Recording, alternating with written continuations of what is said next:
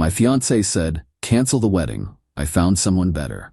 I said, "Already done." What I didn't tell her was that I'd been planning my exit for months. When she discovered where her secret savings account money actually went. I, 29 male, am sitting in my empty apartment right now, boxes packed, lease ending tomorrow. Feels surreal typing this out, but I need to tell someone. 6 hours ago, my fiancée Natalie, 27, sat me down for the talk. Wedding was supposed to be in 8 weeks. She was wearing the dress I bought her for her birthday, hair done like she was going somewhere special. Should have been my first clue. "We need to cancel the wedding," she said, not even looking me in the eye. "I've found someone better." The words hit exactly like I knew they would. See, I'd been preparing for this moment for 3 months. 3 months of knowing but saying nothing. 3 months of planning while she thought she was playing me. "Already done," I said. Her head snapped up. "What?" "I canceled everything last week. Venue, catering, photographer, got most of the deposits back too." The look on her face, pure confusion. In her mind, this was supposed to be her big dramatic moment. She'd drop the bomb, I'd beg, she'd leave feeling superior. Instead, I was calm. Ready. How did you? "No, Natalie, you've been staying out until 3 a.m. for months. You changed your phone password. You hide your screen when you text. I'm not stupid." She tried to recover. "Well, good. Makes this easier. I'll pack my things and..." "Your things are in the garage. 3 boxes, labeled." Another stunned look. "You packed my stuff?" "Tuesday, while you were at your book club." Air quotes. Petty, maybe, satisfying, definitely. Here's what Natalie didn't know. I found out about Garrett, 31, her coworker, 3 months ago. Not through snooping. She literally left her iPad logged into her messages on the kitchen counter. Saw enough to know what was happening. Instead of confronting her, I got strategic. First thing I did? Consulted a lawyer. We weren't married yet, but we'd been living together for 2 years. Wanted to know my rights, her rights, what I could and couldn't do. Learned some interesting things about our situation. See, we'd been saving for the wedding and a house. Had this system where we each put money into separate savings accounts. She insisted on separate, not joint. Red flag I ignored. She controlled hers, I controlled mine. We were supposed to combine them after the wedding. What Natalie didn't realize was that her secret savings account, the one she thought I didn't know about, wasn't as secret as she thought. Months ago, she'd asked me to help her set up online banking. I watched her create the login, saw her use her usual password pattern. Never used that knowledge until 3 months ago. When I checked, yes, I know, technically wrong, I found she'd been moving money from our wedding fund account to this secret one.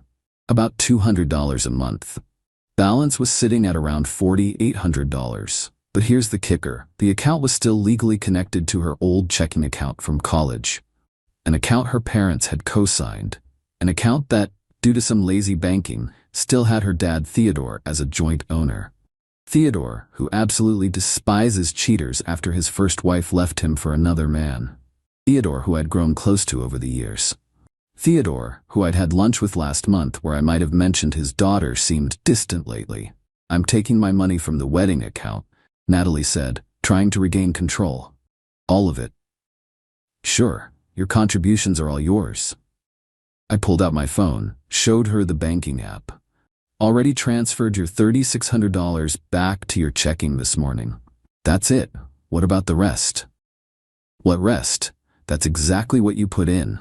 I have the records." She went pale, started doing mental math. See, she'd been telling me she was contributing $500 a month but only putting in $300. The other $200 went to her secret fund. In her mind, she had at least $10 saved between both accounts. Reality? About $8,400 total. "This isn't right. I saved more than that."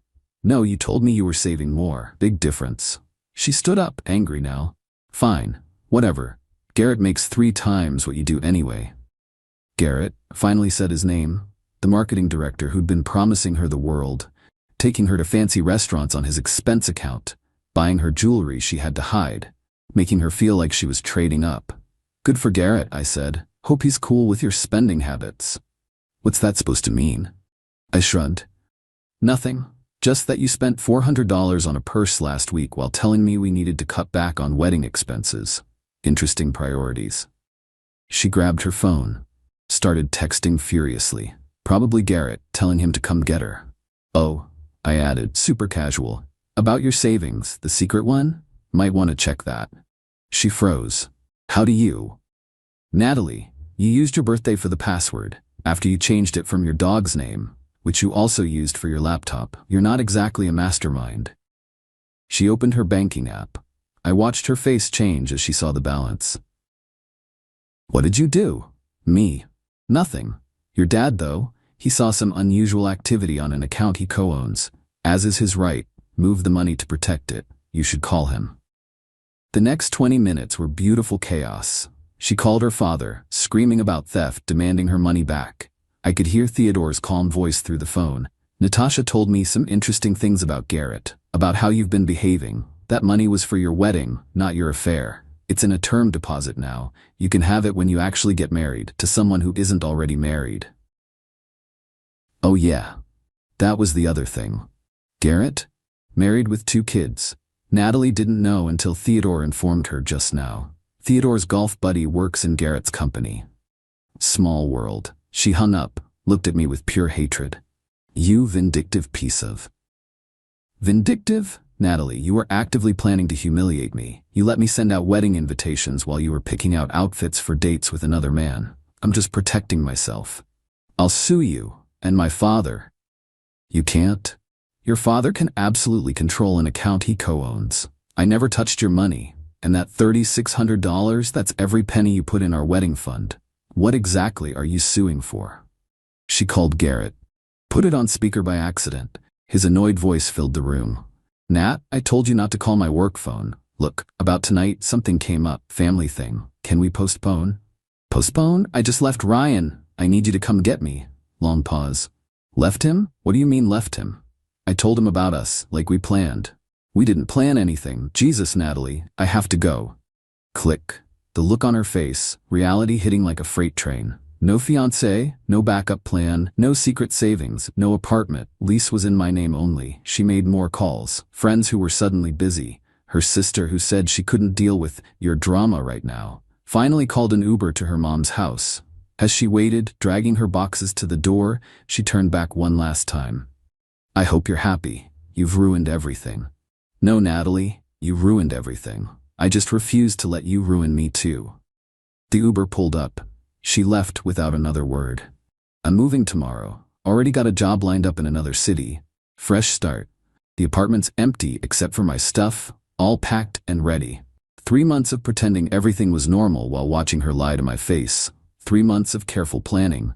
3 months of letting her think she was in control. Worth every second. Update 1.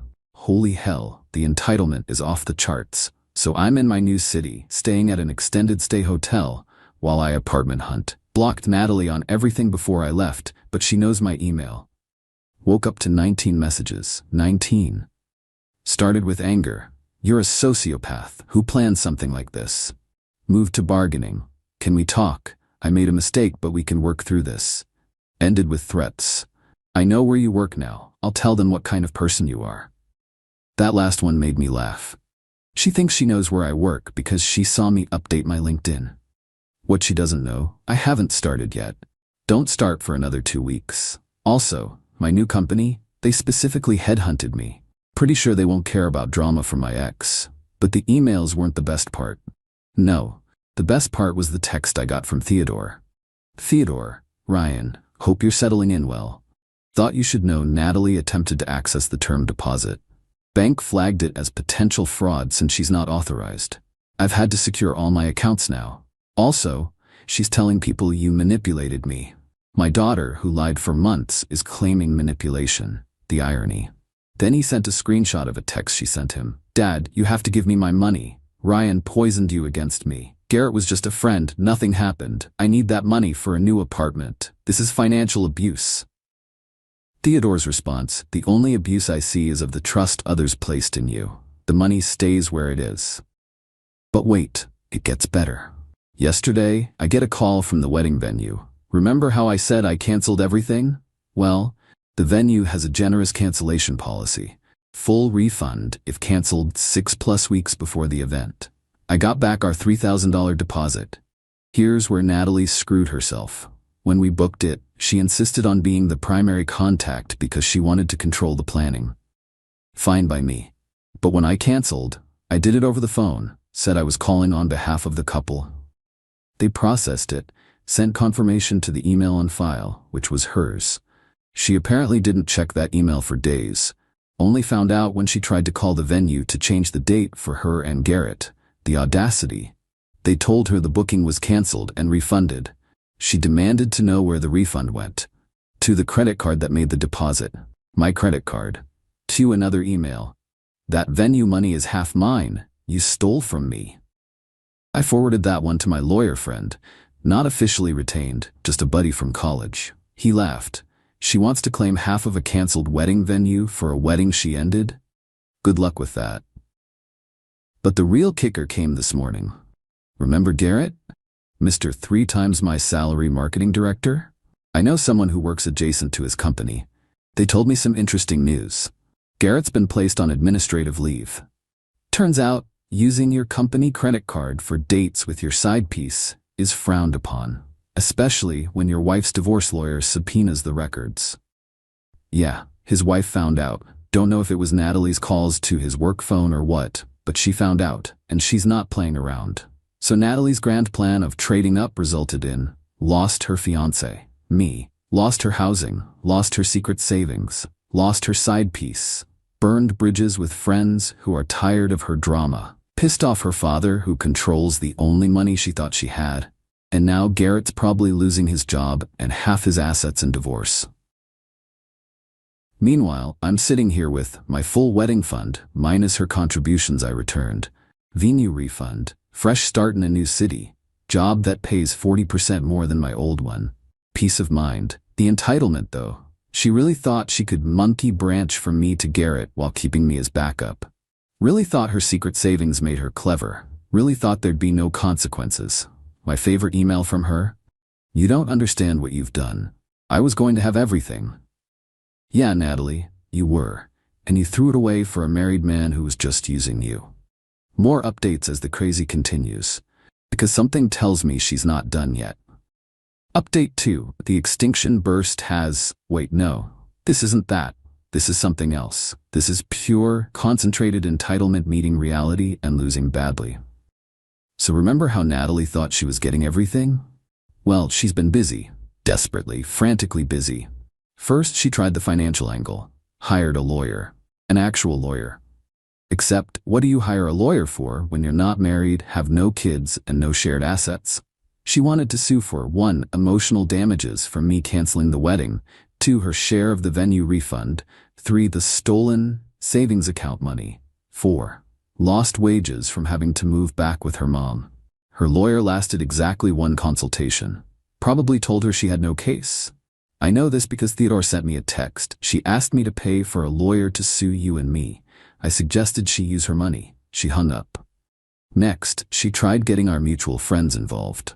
Started calling people we'd invited to the wedding, spinning this sob story about how I'd financially abused her and trapped her into cheating. Yeah, she actually tried to claim I made her cheat by being emotionally unavailable. Problem? Our friends aren't idiots. Her best friend Jess called me. Did Natalie really try to claim you forced her to date Garrett? Because she told me 3 months ago she was in love with him and planning to leave you after the wedding so she could get gifts first. After the wedding, for gifts. I sent Jess a thank you card for saving me from that nightmare. But here's where it gets really good. Natalie decided if she couldn't get money from me or her dad, she'd get it from Garrett. Started harassing him. Calling his work, the phone he told her not to call, showing up at his office, demanding he take responsibility for ruining her life. Security had to escort her out, twice. Garrett, trying to save his marriage and job, did the only thing he could. He threw Natalie under the bus. Told his wife that Natalie pursued him relentlessly, that she wouldn't take no for an answer, that he was trying to be professional, but she misread signals. Complete BS, but his wife wanted to believe it. So now Natalie's getting legal letters from W sources, Garrett's divorce lawyer, cease and desist for contacting their client, and his company's HR, formal trespass warning. She emailed me about this too. Look what you've caused. Garrett's wife is threatening me with a restraining order. This is your fault. My fault. Her affair partner's wife wanting her to stay away is my fault. But the pinnacle of entitlement came yesterday. I get a call from my old apartment complex. The lovely manager, Rosa, who always remembered my name. Mr. Ryan, I'm so sorry to bother you, but we have a situation. Miss Natalie is here demanding we let her into your old unit. She says she has property there. Rosa, I moved out 4 days ago. Turned in keys, did the walkthrough with you. The apartment is empty. I know, sir. I told her that. She insists you hid her grandmother's ring somewhere in the apartment. Her grandmother's ring. The woman never even met her grandmothers. Both died before she was born. She was trying to claim I had some family heirloom to get access to. What? An empty apartment? Rosa, there's no ring. She's lying. Please don't let her in. Oh, I won't. But sir, she's making quite a scene. Should I call the police? I could hear Natalie screaming in the background about theft and heirlooms and legal rights. If she doesn't leave, yes. 10 minutes later, Rosa texted me. Police came. She left. Very angry. Sorry for the trouble. Later found out from Jess what the ring story was about. Natalie thought I might have left something valuable in the apartment by accident. Maybe hidden cash, or forgotten to change my forwarding address for some financial documents. She invented the grandmother's ring to try to get access to Snoop. The apartment she watched me clean out completely. The apartment where she packed her own boxes. That apartment. She's now telling people I stole her priceless family heirloom and the police are investigating. The police who literally just removed her from private property for trespassing. Theodore texted me again last night. She asked me to say her grandmother's ring is worth $50,000 so she can file an insurance claim. I reminded her both her grandmothers were buried with their rings. She called me a traitor to the family. The delusion is real. Meanwhile, I started my new job this week. Love it. Great team, better pay, actual growth potential. Found a nice apartment downtown. Life is good. Natalie's living with her mom, unemployed, quit her job expecting Garrett to support her, banned from Garrett's workplace, painted as a homewrecker in her social circle, and inventing imaginary heirlooms to try to squeeze money from anywhere she can. The entitlement is staggering. She really can't accept that her choices led to consequences. In her mind, she was supposed to leave me for Garrett, keep the money, get the gifts, have the fairy tale. Instead, she got exactly what she earned. Nothing. Still getting daily emails, still not reading them. My lawyer friend says to keep them all for documentation if she escalates. Something tells me we're not done yet. Final update. Time for the final update, and boy did Natalie give us a grand finale. 3 weeks ago the emails stopped, just stopped. After weeks of daily rants, accusations, and threats, suddenly, nothing. I should have known she was planning something. My buddy Keith, who still lives in my old city, called me last week. Dude, did you know Natalie's been telling people you died? I'm sorry, what? Yeah, man, she's posting all over social media about losing her soulmate in a tragic accident, getting sympathy donations and everything. Donations. This woman was fake mourning me for money. Keith sent screenshots, black and white photos of us from when we were happy, ironically. Long posts about grief and healing. A GoFundMe for funeral expenses and time to grieve. She'd raised $3,200, but here's where Natalie made a crucial error. She forgot that social media is social. People who donated started asking questions. What happened? Where's the obituary? When's the funeral? Her answers kept changing. Car accident. No, workplace accident. Actually, sudden illness. The funeral was private. No, it was delayed. Actually, cremation with no service. My former coworker Pablo, bless him, decided to call her out publicly. That's weird, because Ryan just endorsed me on LinkedIn yesterday. The comments exploded. People realizing I was very much alive, demanding refunds, threatening to report her for fraud. Natalie tried damage control. It's a metaphor. He's dead to me. You all misunderstood. Nobody was buying it. But wait, there's more. Theodore called me, laughing so hard he could barely speak. Ryan, you'll never believe this. She asked me to confirm you died so she could claim your life insurance. What life insurance? Exactly. She thought since you were engaged, she'd automatically be your beneficiary. I had to explain that's not how any of this works. The GoFundMe got shut down. She had to refund everyone. Several people reported her to the police for fraud. Don't know if anything came of it, but the public humiliation was thorough. Then came the final, desperate play. Remember how I mentioned I'd been pretty strategic about this whole thing? Well, one thing I did was document everything. Every lie, every text admitting to the affair, every crazy email. I never posted it anywhere, just kept it for my own protection. Natalie somehow convinced herself that I must be planning to expose her, and decided to beat me to it. She created a whole website, mytruthaboutryan.com, not linking it, it's gone now anyway. On this website, she posted what she called evidence of my abuse. Screenshots of me saying okay when she said she was staying late, proof I was controlling. Or bank statements showing I made more money, proof I was financially dominating her. Photos of her boxes packed in the garage, proof I threw her out. She sent the link to everyone. My friends, family, co-workers at my old job even tried to find my new company. One small problem. She included the screenshots of her own texts to Garrett, the ones where she called me pathetic and said she was just using him until something better came along, where she admitted to lying about the wedding fund contributions, where she laughed about me not knowing. She literally exposed herself. My favorite response came from my Aunt Martha. Sweetheart, this website makes you look like the villain, not him. The site lasted 72 hours before she took it down. But the internet is forever, and plenty of people got screenshots. The aftermath. Natalie is now completely radioactive in our former social circle. The fake death fundraiser was the final straw for everyone. Even Jess, who tried to stay neutral, cut her off. Garrett's divorce went through. He lost his job and is paying massive alimony. His ex-wife actually sent me a Facebook message. Thank you for getting that parasite away from my husband. She did me a favor in the long run. Theodore disowned her. Not legally, but practically. Told her she's on her own until she learns what truth means. That term deposit? He donated it to a charity for struggling single mothers. People who actually need help. Natalie's mom kicked her out after the police showed up about the fraud allegations. Last I heard, she was couch surfing and working at a cell phone kiosk at the mall. As for me, life's great. Love the new job, new city, new apartment. Started dating someone. Taking it slow, but she's amazing. Honest, independent, has her own life and goals. Funny thing about consequences. Natalie spent so much time trying to avoid them, trying to scheme her way around them, that she created worse ones for herself. If she'd just broken up with me honestly, she'd have her $3,600, her dignity, and probably a new relationship. Instead, she tried to play everyone and ended up playing herself. I'm done thinking about her, done checking for emails, done caring what she does next. She's broke, alone, and infamous for faking my death for money. That's not revenge, that's just the natural result of her choices. Thanks for following this wild ride. Going to delete this account and move on with my life.